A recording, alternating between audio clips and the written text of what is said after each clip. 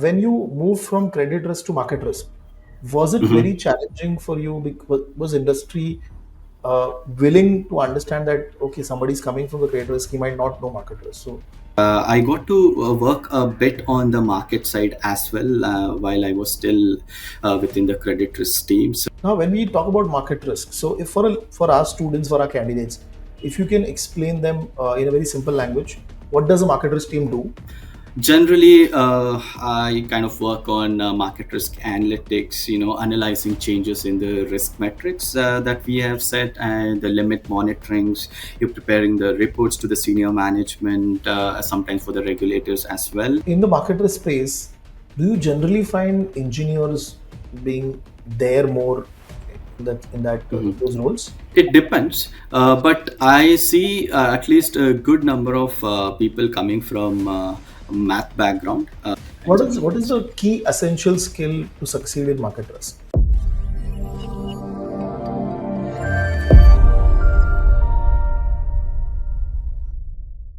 Hello, guys. I hope everybody is doing good. Hi, this is Ganesh Nayak, a health finance professional and students to excel in their career and become a better version of themselves. And I also help students who are preparing for competitive exams in finance like CFA, FRM, ACC, and SCR. And today I have with me one of the expert in the market risk domain, Sagar, and he's going to be talking about his journey of being into the industry, what it takes to be into the market risk side, and what are the skill set or what are new things that are happening in that domain. And the purpose of doing this podcast is basically to help the audience or the candidates who are planning to enter into finance or they want to make a career into finance. Their life should become easy by trying to understand what is there in the different roles. So, Sagar, first of all, thank you very much for taking out time and talking to us. And Thank you so much, Ganesh. for the audience, if you can give a brief in terms of your experience in the industry. Okay. First of all, thank you so much, Ganesh, for inviting me. I'm very happy to be a part of this podcast. So I started out as an assistant manager with a commercial bank in India back in 2017. Very soon, I transitioned into a risk manager role within the same organization, where I initially, for a year or so, handled credit risk. But over time, I found myself naturally drawn towards market risk. It felt more fast paced, closer to the markets, and a lot more dynamic, especially with the interaction you have with the trading desks, the risk modelers, and the decision makers. So Okay. what really resonated with me was the idea of measuring and managing financial risk in a structured and model driven way. And the market risk also felt like the perfect balance between technical modeling and staying connected with the financial markets. That was always my interests. So later I moved into a market risk role at a global bank, and now I'm with one of the world's largest reinsurers. And so I've had a chance to see the full spectrum, I would say, from a domestic Indian bank to a large global player, and now the scale and the complexity of a reinsurance giant. So that's a bit of my journey. Wonderful, Sagar. So you mentioned that from the in the commercial bank that you were working, you moved to the risk team. That Yes. happened post your FRM. That's right. That's right. Yes. Okay. Post my FRM level one, I kind of made a request, and of course, there were a series of interviews, and then I was Right. observed into risk management. Yes, but that was Okay. post FRM level one. Okay. And you initially joined into the credit risk space, right? So Yes, that yes. Mhm. what all roles or what all teams are there generally in a credit risk in an Indian bank? Okay. So, as a credit risk, the major within the Indian bank setup, it looks something like where you have credit approvals. There are certain level of approvals that a risk department should give before you lend out money. So, of course, there are different levels of I would say limits that are set at Okay. a regional level, at a branch level, and at a head office levels, right? So I was sitting in head office, so only the loans that were of a certain quantum would come and qualify for a risk management review. Otherwise, it would be taken care at a much lower level, such as regional level or some smaller loans at a branch level itself.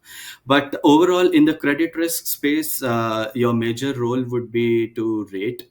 If it's an individual or an entity, you would rate the entity based on the type of business activity they are involved in.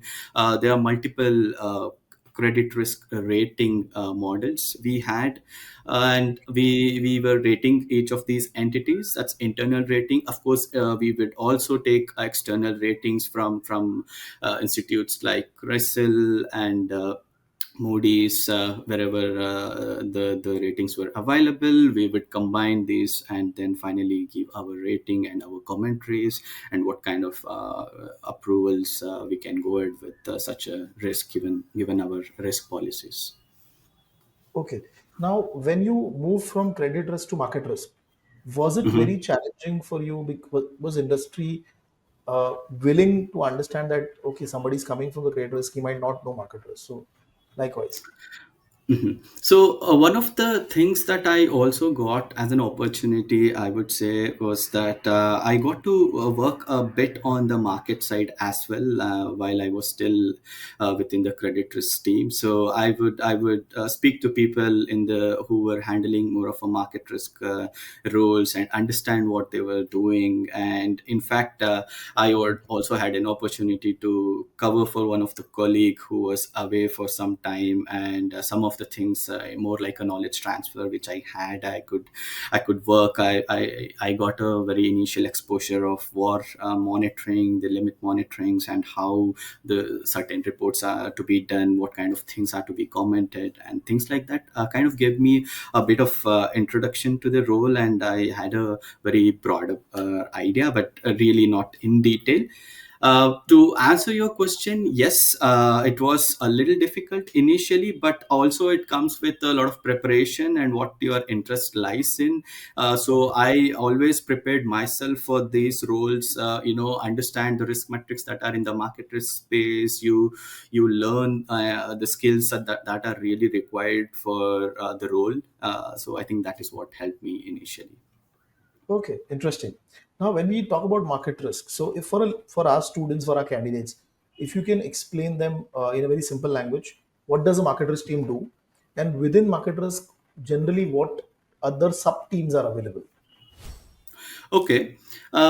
Maybe I can talk about a bit on like how a typical day looks like. Okay. Generally, I kind of work on market risk analytics, analyzing changes in the risk metrics that we have set and the limit monitorings.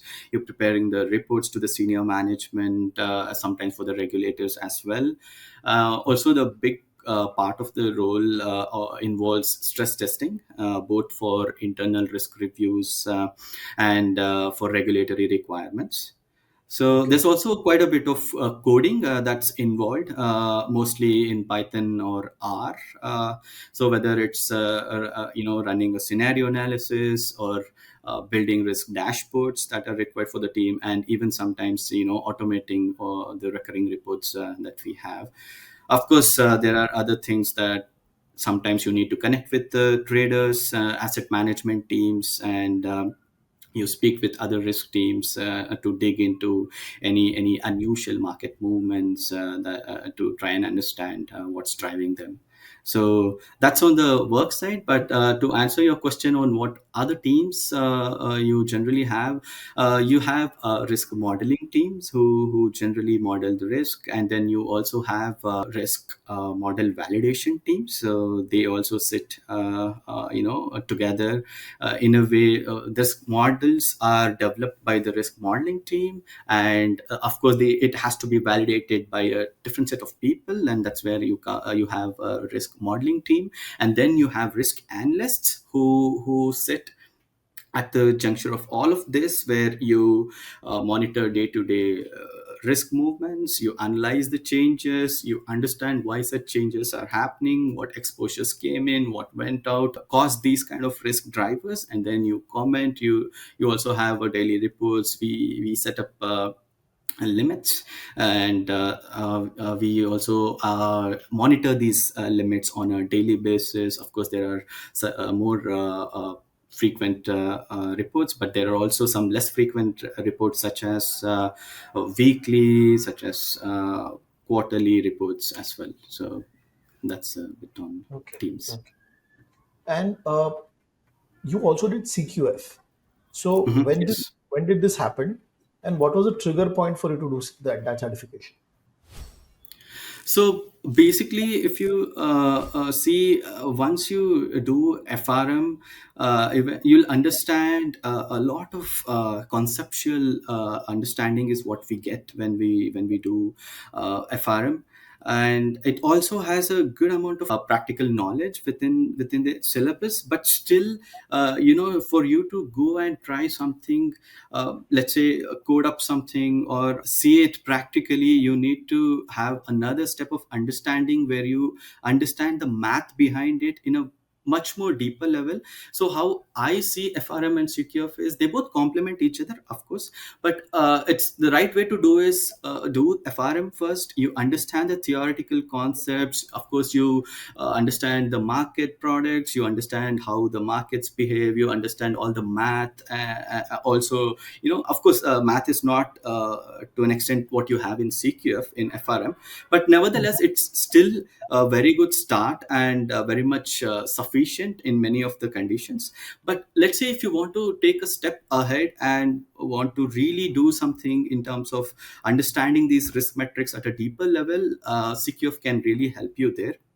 And Okay. I feel CQF, the course itself is structured in a way where you have a lot of practical assignments. You go, the assignments look like you go code things. You they ask for you to build a war model, build something nowadays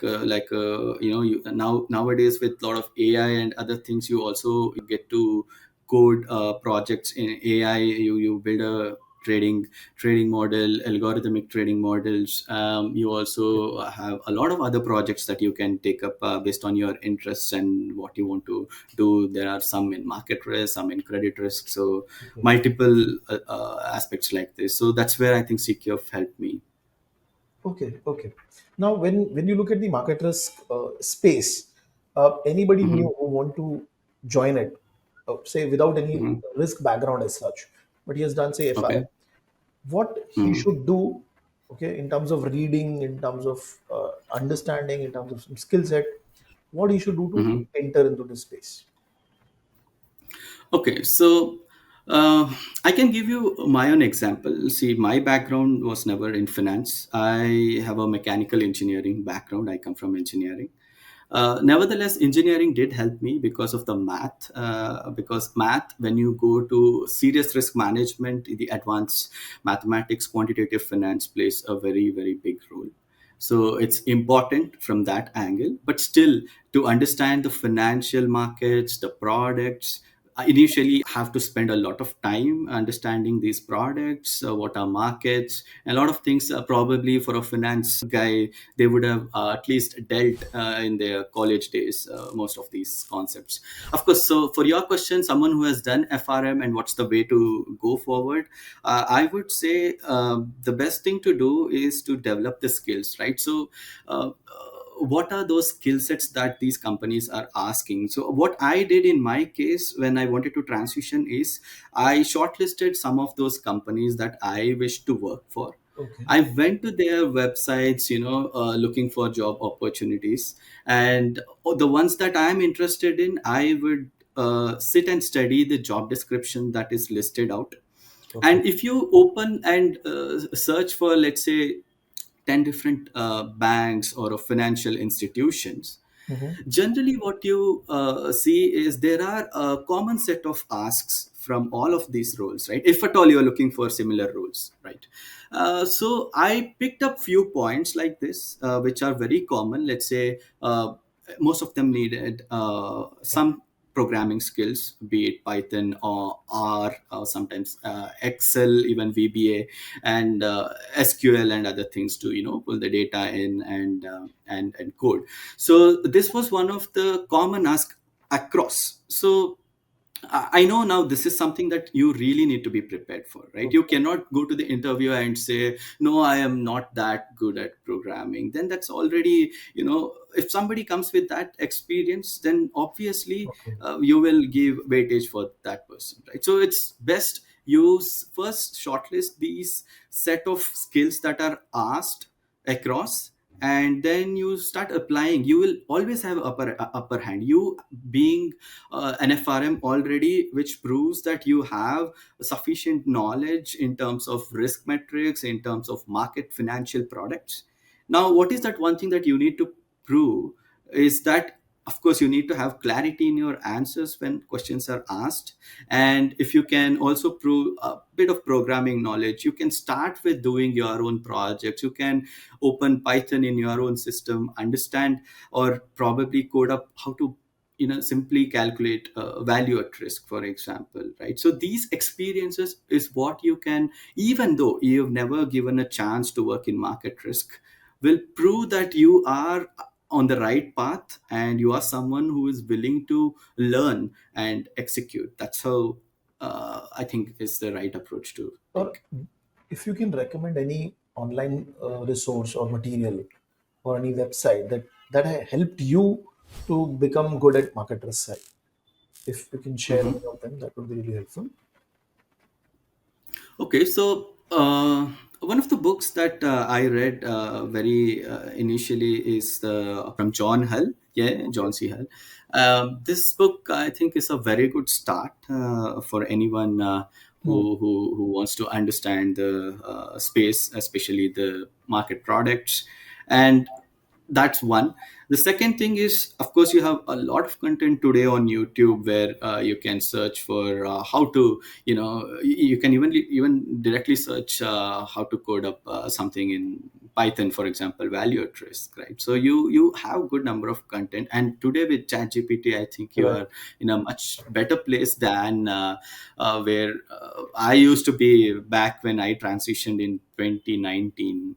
So I think things are really good and a lot easier. You can ask any number of questions, get the answers without having, you go search all over the internet to find one single answer. So I think that's the right way. So, in the marketer space, do you generally find engineers being there more in Mhm. those roles? It depends, but I see at least a good number of people coming from math background, Okay. math physics background, especially when you move towards risk modeling.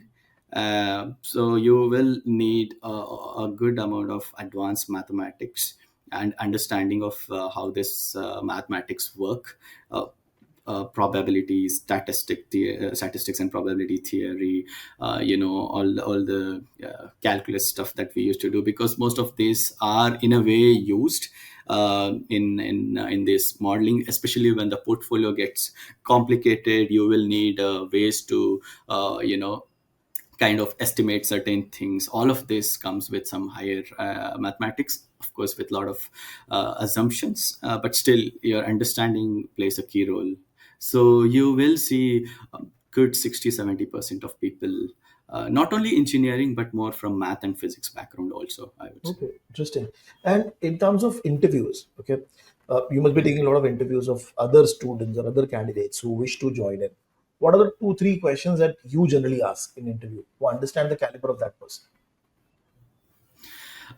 So when some of the basic questions that we ask is, let's say, people do tell that I understand products. So one question that I commonly ask is, what happens to the bond value when the yields go down or up? And generally, people get a bit confused if they are not aware of this.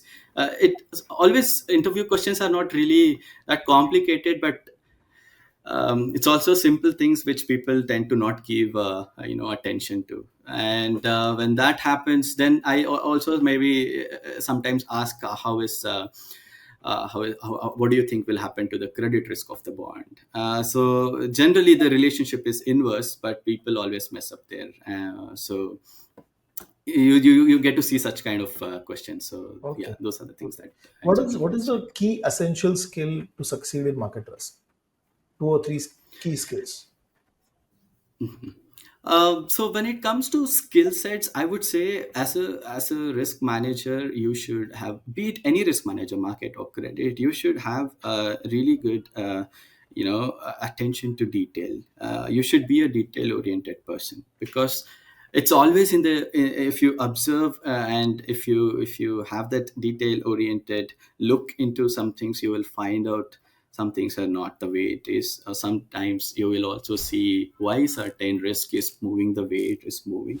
Okay. And a lot of this observation also comes with your curiosity to understand the products in detail, and to kind of decipher this thing, you need to also sometimes go have a bit of coding skills, where you pull the data yourself, you try and compute something, or sometimes you manipulate the data. You really have to deal with a very large set of data here, so you should know how to manipulate the data and understand and bring in some kind of conclusion, and then you can make it uh, in a way that's viewable for human eye, because it's always the details are hidden there. So you, if you are that person, that's one great skill to have.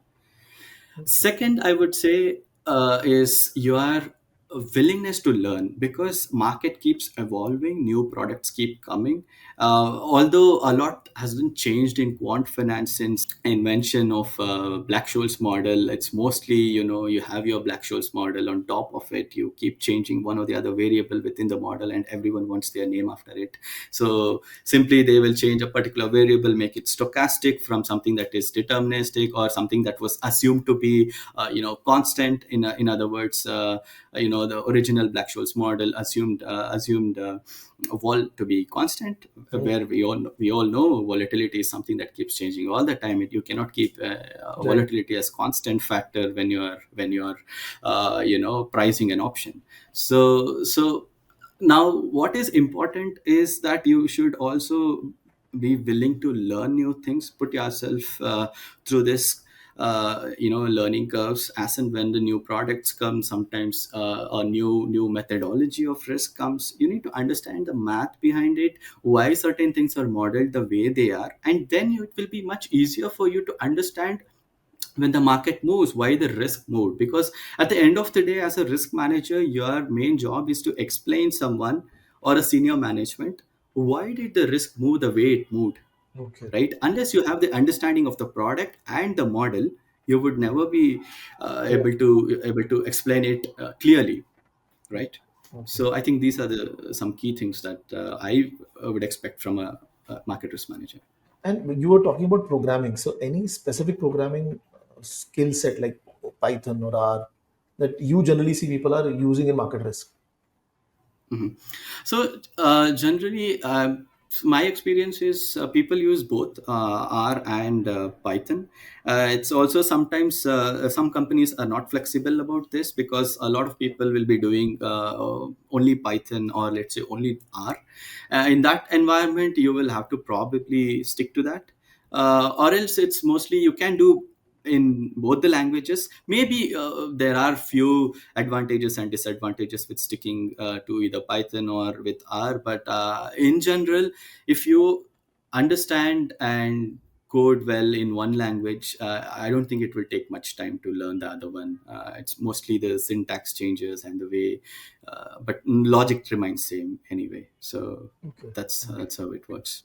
So Mhm. now, finally, I would request you to give one or two advices from your experience in the industry to the new generation or the new students who are joining in, uh, be ready to risk management basically. Okay.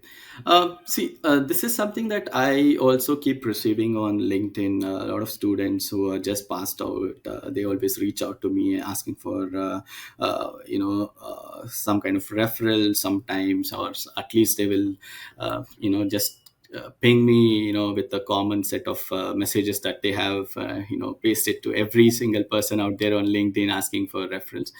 So what I would suggest them is, first thing, be prepared, because of course competition is very intense in this space. Right. And with AI, you also see a lesser number of roles. A lot of roles are getting automated also. Wherever maybe you would need 10 people, probably you will see 6 now. Now, with this kind of scenario, lesser number of job openings is what you could see in the markets as well. Because back Mm. when I used to apply, there were a lot of roles in 19 and 20. But now, if you look at the number of roles, it has just drastically reduced. Say at least 50% of them are gone now. This is not to scare someone who is watching this, but also to understand. See, even with that kind of reduction in the roles, it's only one that you need, right? So if you are well Yes. prepared for that, you can always stand out in the crowd, take up exams. That shows your interest in it, right? So everyone wants to be in risk management, but what is that you are doing a bit differently than everyone else, right? So one, you being prepared with these exams, it will definitely increase your credibility. We can trust you with the products, with the product knowledge, or be it your financial markets knowledge. Now the second thing is to, like I said, take up your own projects when you are free, when you are when you can make some time to learn Python Right. or R, and try to compute these metrics, see what it looks like. Because when you come to an organization, it's at a much larger scale, given the portfolios, millions of instruments and different asset classes, equity, credit, interest rates, forex, and this will become so complicated. I mean, it's not possible to Right. compute in simply in within a Python or something, right? You really need a risk engines, that's what we call it, right? Hours together of calculations run, and then you get the results out for each day. That's how much complicated it can get. But to see that and experience that, you need to Mm. first at least do it on one single asset. Just take a simple stock and see if you can calculate value at risk. Can you do value at risk computation in that? Can you do a tail value at risk, which is simply a shortfall, right? So this is what I would say. So some people will not even have an understanding of what is the difference between value at risk and shortfall. They say that, I've seen examples of people who have passed FRM and still Yeah. they may not be able to properly differentiate what is var Because it and is tail var, more of right? theoretical in the exam also, right? And Exactly. Yeah. So they tend to by heart these formulas, go to yes. exam, try to answer the questions and get the certification done. But sometimes they also tend to forget these basic things, right? So what is value at risk now? What is tail value at risk? If you can understand the differences, what is Monte Carlo simulations, right? History is a single path. Now, if you are computing a simple value at risk, all you need is just the historical returns, correct? And if you just want to, as a risk manager, what would I do? I will see, okay, this is just one single path that Mhm. the risk factor has taken. What would it look like, or a million simulations if I do, how differently this history would have repeated? And Okay. that's simply your Monte Carlo simulations.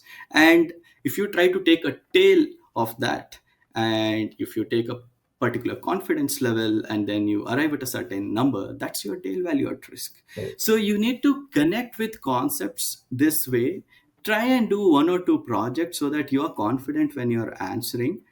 And when you're, again, a last point I would want to suggest for any newcomer is that if you're approaching a person for referral, be prepared. You show your preparedness there. If you are copy pasting some random message that you have prepared in very generic, I don't think that will always work, right? So you can come prepared. I would say I've even written a LinkedIn post on this, right? There are a lot of people that come to me, and not everyone are prepared. I see very few people are prepared for this. When I say preparation, what I mean is you can go to that person's company website, look for that one or two roles that you think you're eligible, and then you can come ask for this specific role. I've done so and so things, so I feel I am a fit for this role, could you please refer me?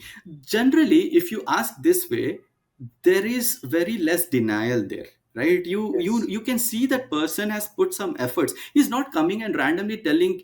I'm just, some people will just paste their resume and like, sir, this is my resume, can you please refer some roles to me? Like, why should I do? I mean, see, I'm not No, being arrogant here. it's a valid point From the because time perspective, yeah, you need to think that way, right? So for what's you the best way? also, You no, for choose. you also, it is easy to take that CV and apply, pass it on to that particular Exactly. relevant role.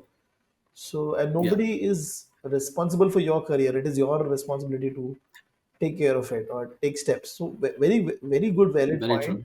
And also the point that you mentioned about the project, because when these kids or these new guys enter in interview, they have very less thing to talk about. When they have Yeah. projects, and I'm assuming that they will they have good understanding about the project, what they've done. So it True. becomes very True. easy for them, for the interviewer to ask question on those projects, and then it becomes easy. They have a talking point in the interview, Yeah. right? Yeah. That's So very true. Yeah. wonderful. I mean, Sagar, this conversation would really help a lot of young guys who are entering into this marketer space. People have a lot of query whether I should do FRM CFA, whether I should do. So in your case, you did FRM because you were very focused on risk management, and that too on market True. risk side. So FRM and CKF added a very good combination. So this conversation will really help those students to get good level of clarity with respect to market risk and what they can expect when they enter into market risk area. Yeah. So, Yeah. Sagar, wonderful, and thank you very much for taking out time and talking to us. Thank you so much for inviting, and I had a great time. I hope this will be helpful for people who are watching it. Thank you.